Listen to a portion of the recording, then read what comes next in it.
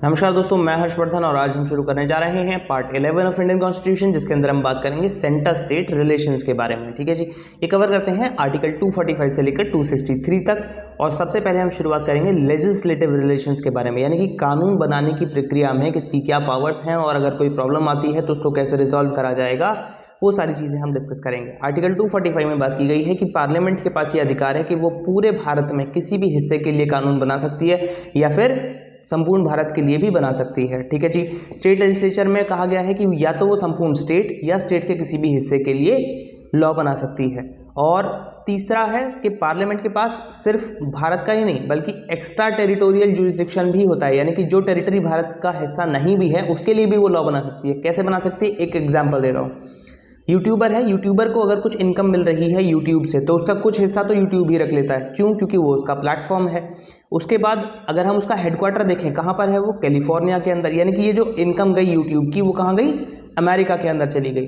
अब उसके बाद जो इनकम यूट्यूबर के पास आती है उस पर सरकार जो है वो टैक्स लगा देती है। अगर वो टैक्सेबल इनकम है तो कुछ हिस्सा उसका सरकार के पास चला गया। तो सरकार ने एक तरीके से देखा जाए तो किस कंपनी पर टैक्स लगाया?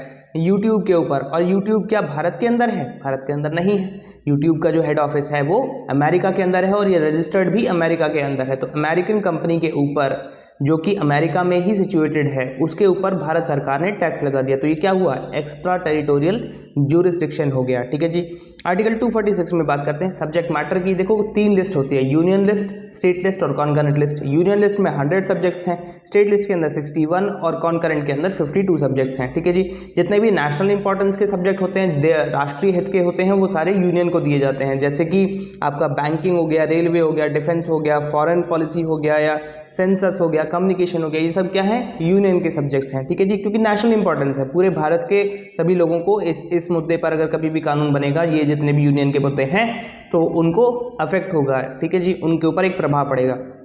कुछ ऐसे मुद्दे होते हैं जो कि स्टेट इंपॉर्टेंस के होते हैं या रीजनल इंपॉर्टेंस के होते हैं, वो स्टेट लिस्ट में डाले जाते हैं। जैसे कि लैंड हो गया, रिवर हो गया या पब्लिक ऑर्डर हो गया, पुलिस हो गया, ये सारी चीज़ें स्टेट लिस्ट में होती हैं। ठीक है जी, कुछ ऐसे मुद्दे होते हैं कॉन्करेंट लिस्ट के अंदर जो कि कभी कभी रीजनल इंपॉर्टेंस के होते हैं, कभी कभी नेशनल इंपॉर्टेंस के होते हैं। तो दोनों ही जो सरकारें हैं वो उसके ऊपर लॉ बना सकती हैं, जैसे कि health, education, environment, family planning, ये सारे कुछ ऐसे मुद्दे हैं जिन पर यूनियन गवर्नमेंट भी लॉ बना सकती है और स्टेट गवर्नमेंट भी। ठीक है जी, यूनियन लिस्ट हो गई स्पेसिफिकली यूनियन गवर्नमेंट के लिए, स्टेट लिस्ट हो गई स्पेसिफिकली स्टेट गवर्नमेंट के लिए और कॉन्करेंट हो गई दोनों के लिए।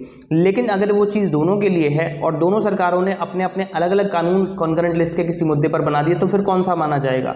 तो फिर सेंटर का माना जाएगा, क्योंकि हमारे कॉन्स्टिट्यूशन में सेंटर को ज़्यादा पावर दी गई है। ठीक है जी, सेंटर मतलब यूनियन गवर्नमेंट। आर्टिकल 247 में बात की गई है कि अगर कोई भी मुद्दा बड़ा हो जाता है, नहीं सुलझ पा रही है कोई भी कॉन्फ्लिक्ट, अगर 2 कानून बन गए, एक स्टेट लिस्ट ने बना, एक स्टेट गवर्नमेंट ने बना दिया, एक यूनियन गवर्नमेंट ने बना दिया, तो उस कॉन्फ्लिक्ट के रिजोल्यूशन के लिए पार्लियामेंट के पास ये अधिकार है कि वो एक एडिशनल कोर्ट बना सकती है जो कि फिर इस मसले का हल निकालेगा और उसका जो डिसीजन होगा वो दोनों ही गवर्नमेंट्स पर लागू होगा। ठीक है जी, आर्टिकल 248 में बात की गई है कि अगर कोई भी मुद्दा छूट गया है इन तीनों लिस्ट के अंदर, भैया ये तो लिमिटेड सब्जेक्ट्स है ना, एक में 100 सब्जेक्ट्स हैं, एक में 61 है, एक में 52 है। इसके अलावा भी तो कई सारे मुद्दे ऐसे हो सकते हैं जो कि इस लिस्ट में नहीं है लेकिन समाज को प्रभावित करते हैं। जैसे साइबर सिक्योरिटी का क्राइम है, अब वो तो नहीं है किसी भी लिस्ट में, अब इसको आप किस में डालोगे? तो ये ऐसे जितने भी मुद्दे हैं जो छूट गए हैं उनको हम कहते हैं रेसिडुअल इश्यूज, और ये रेसिडुअरी पावर्स के अंदर आते हैं यूनियन गवर्नमेंट के पास, क्योंकि यूनियन गवर्नमेंट के पास कॉन्स्टिट्यूशन ने रेसिडुअरी पावर्स दी हैं कि भैया भविष्य में अगर कोई भी ऐसा मुद्दा है जो कि इन लिस्ट से कवर नहीं हो रहा है तो वो यूनियन गवर्नमेंट के पास जाएगा। ठीक है जी, इसमें आपका cyber crime, atomic energy, ISRO या सोशल मीडिया, ये सारी चीज़ें जो हैं यूनियन गवर्नमेंट के पास चली जाती हैं। आर्टिकल 249 में बात की गई है कि अगर राज्यसभा 2/3 बहुमत से एक ऐसा रेजोल्यूशन पास कर दे जिसमें वो ये कहे कि ये जो स्टेट लिस्ट का मुद्दा है ये फिलहाल राष्ट्रीय हित का मुद्दा बन चुका है, नेशनल इंपॉर्टेंस का बन चुका है, तो फिर यूनियन गवर्नमेंट के पास ये पावर आ जाती है कि वो स्टेट लिस्ट के ऊपर लॉ बना सकती है। ठीक है जी, और इसकी जो वैलिडिटी है वो 1 साल तक की होगी। ऐसा नहीं है कि हमेशा ही ये कानून जो है बना रहेगा। ठीक है जी, उसके बाद आर्टिकल 250 में बात की गई है इमरजेंसी के दौरान। देखो इमरजेंसी जब भी देश में लगाई जाती है तो वैसे ही राज्य सरकार की कोई खास वैल्यू रहती नहीं है, तो उस केस में भी जो पार्लियामेंट है वो लॉ बना सकती है। कहाँ पर? स्टेट लिस्ट के ऊपर बना सकती है। ठीक है जी, 251 में बात की गई है कि जब भी 249 या 250 का इस्तेमाल करेगी यूनियन गवर्नमेंट या पार्लियामेंट, तो ऐसे केस में जो स्टेट लेजिस्लेचर है वो कोई भी कॉन्ट्राडिक्टरी लॉ अगर बनाती है तो उसको रद्द माना जाएगा। ठीक है जी, यानी कि आर्टिकल 245 के अंदर जो इसको पावर मिलती है स्टेट गवर्नमेंट को लॉ बनाने की, वो खत्म हो जाएगी। 252 में ये बात की गई है कि 2 या 2 से अधिक राज्य अगर ये सेंटर के पास जाकर के कहते हैं कि भैया हमारे बीच में कुछ प्रॉब्लम हो गई है, हम उसको नहीं निपटा पा रहे हैं, आप हमारे लिए कोई कानून बना दीजिए, तो ऐसे केस में यूनियन जो है वो कानून बना सकती है। ठीक है जी। 253 में बात की गई है इंटरनेशनल एग्रीमेंट अगर कोई भी हो जाता है, मान लीजिए हमारे देश के प्रधानमंत्री किसी दूसरे देश में जाकर के वहाँ के प्रधानमंत्री से कोई समझौता करके आते हैं, उस समझौते को लागू करने के लिए हमें स्टेट लिस्ट के ऊपर कोई कानून बनाना पड़ेगा, मतलब स्टेट लिस्ट में आने वाले किसी भी मैटर पर। तो ऐसे केस में यूनियन के पास ये अधिकार होता है कि वो बना सकती है और स्टेट गवर्नमेंट जो है वो उसको कॉन्ट्रडिक्ट नहीं कर सकती है। ठीक है जी। 254 में बात की गई है कि अगर कोई भी इनकंसिस्टेंट लॉ, अगर कोई भी इनकंसिस्टेंसी आती है यूनियन और स्टेट लेजिस्लेचर के बीच में, तो स्टेट गवर्नमेंट के पास पहली बात तो ये अधिकार ही नहीं है कि वो कोई इनकंसिस्टेंट लॉ बनाए, और अगर बना देती है तो वो रद्द हो जाएगा। ठीक है जी। आर्टिकल 255 में बात की गई है कि अगर कोई भी ऐसा लॉ है जिसमें कि प्रेसिडेंट का सैंक्शन या गवर्नर का सैंक्शन जो है वो लिया गया है, ऐसे केस में जो स्टेट लेजिस्लेचर का जो कानून है उसको पार्लियामेंट रद्द नहीं कर सकती है। ठीक है जी। एडमिनिस्ट्रेटिव रिलेशंस की बात करते हैं, यहाँ तक हम लेजिस्लेटिव रिलेशंस की बात कर रहे थे, अब आते हैं एडमिनिस्ट्रेटिव रिलेशंस। एडमिनिस्ट्रेशन के अंदर दोनों चीज़ें आ जाती हैं, एग्जीक्यूटिव भी आ जाता है और जुडिशरी भी आ जाती है। ठीक है जी। यानी कि कानून का इम्प्लीमेंटेशन कैसे होगा, लागू कैसे कराया जाएगा, और अगर कोई उसकी अवमानना करता है तो उसको सजा कैसे दी जाएगी। ठीक है जी। तो आर्टिकल 256 के अंदर बात की गई है कि जो भी एग्जीक्यूटिव पावर है स्टेट की, वो जितने भी पार्लियामेंट के लॉज हैं उनको ध्यान में रखते हुए ही इस्तेमाल की जाएगी। ऐसा नहीं है कि कानून पार्लियामेंट का कुछ और बना हुआ है और उसके कॉन्ट्रडिक्शन में आप अपने एग्जीक्यूटिव राइट्स को एक्सरसाइज कर रहे हो, ऐसा नहीं होगा। अभी तक हमने कहा था कि कानून नहीं बना सकते, अब कहा है कि एग्जीक्यूटिव डिसीजन भी नहीं ले सकते। ठीक है जी, जो कि कॉन्ट्रडिक्ट करता है पार्लियामेंट के लॉज को। आर्टिकल 257 में बात की गई है कि सेंट्रल गवर्नमेंट की अगर कोई भी प्रॉपर्टी है जिसको वो कहती है स्टेट गवर्नमेंट से कि भैया तुम्हारी जिम्मेदारी है कि तुम इसकी सिक्योरिटी को देखोगे, तो ऐसे केस में जो स्टेट गवर्नमेंट है उसकी ये जिम्मेदारी बन जाएगी कि वो उसकी सिक्योरिटी इंश्योर करे। जैसे कि रेलवेज होते हैं, पोस्ट ऑफिस होते हैं, बैंक होते हैं, कई बार आप देखोगे वहाँ पे स्टेट पुलिस खड़ी होती है सिक्योरिटी के लिए। तो ऐसा क्यों होता है? क्योंकि सेंटर ने उन्हें बोला है। ऐसे केस में स्टेट गवर्नमेंट की जो है वो जिम्मेदारी हो जाती है, तो वो स्टेट पुलिस को वहाँ पे भेज देती है। ठीक है जी।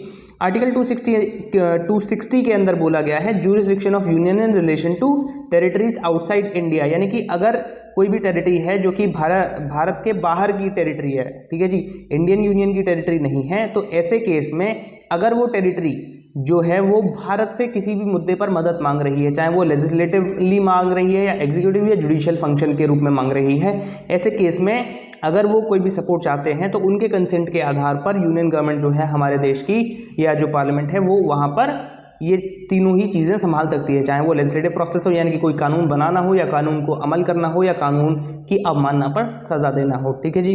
262 में बात की गई है adjudication of disputes relating to waters of interstate rivers और रिवर वैलीज, जो भी नदी के मसले होते हैं, जैसे कावेरी रिवर डिस्प्यूट है कर्नाटका तमिलनाडु के बीच में, वहाँ पर ऐसे केस में कई बार जो ये मुद्दे होते हैं वो सुलझ नहीं पाते हैं। इसका रीज़न सबसे बड़ा ये है कि जो रिवर का मुद्दा है ना, वो उन्होंने जो सब्जेक्ट मैटर है वो स्टेट लिस्ट में डाल दिया था, जो हमारे कॉन्स्टिट्यूशन के फ्रेमर्स थे। मुझे लगता है कि ये एक छोटी सी गलती हो गई थी उनसे, क्योंकि रिवर जो है इंटरस्टेट रिवर्स होती हैं ज़्यादातर, जो ऐसा होता नहीं है कि एक रिवर जो है वो एक स्टेट में शुरू हुई और वहीं पर ख़त्म हो गई, जनरली इंटरस्टेट होती हैं। तो इंटरस्टेट जितने भी मसले हैं वो यूनियन के पास जाने चाहिए थे ताकि उनको स्मूथली एडमिनिस्टर करा जा सके, लेकिन ये स्टेट लिस्ट में चले गए हैं, इसलिए इनके बीच में जो है कन्फ्लिक्ट हो जाती है। ठीक है जी। एक स्टेट कह रहा है कि हमें पानी की ज़रूरत है, हम पानी क्यों छोड़ें, दूसरा स्टेट कहता है कि अगर ये पानी नहीं छोड़ेंगे तो हमारी पॉपुलेशन को कहाँ से पानी मिलेगा।